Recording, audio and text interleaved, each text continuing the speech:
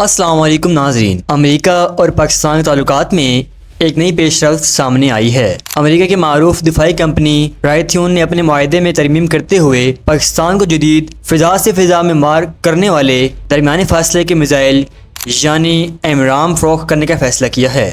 یہ فیصلہ دراصل اس نئے معاہدے کا حصہ ہے جس کی مالیت اب بڑھ کر 2.5 ارب ڈالر تک جا پہنچی ہے۔ اس ترمیم کے تحت C8 اور D3 ماڈلز کے جدید میزائل تیار کیے جائیں گے۔ یہ میزائل امریکی ریاست ایریزونا کے شہر ٹکسن میں بنائے جائیں گے اور منصوبہ 30 مئی 2030 تک مکمل ہونے کی توقع ہے۔ امریکی وزارت دفاع کے مطابق پاکستان اب ان ممالک میں شامل ہو گیا ہے جنہیں یہ جدید میزائل فراہم کیے جائیں گے۔ ان ممالک میں برطانیہ، جرمنی، سعودی عرب، ترکیہ، اسرائیل، جاپان، جنوبی کوریا، قطر اور عمان سمیت کئی اہم ممالک شامل ہیں۔ یہ میزائل پاکستان ایئر فورس کے F-16 طیاروں میں نصب کیے جائیں گے اور ماضی میں یہ میزائل اپنی صلاحیت ثابت کر چکے ہیں۔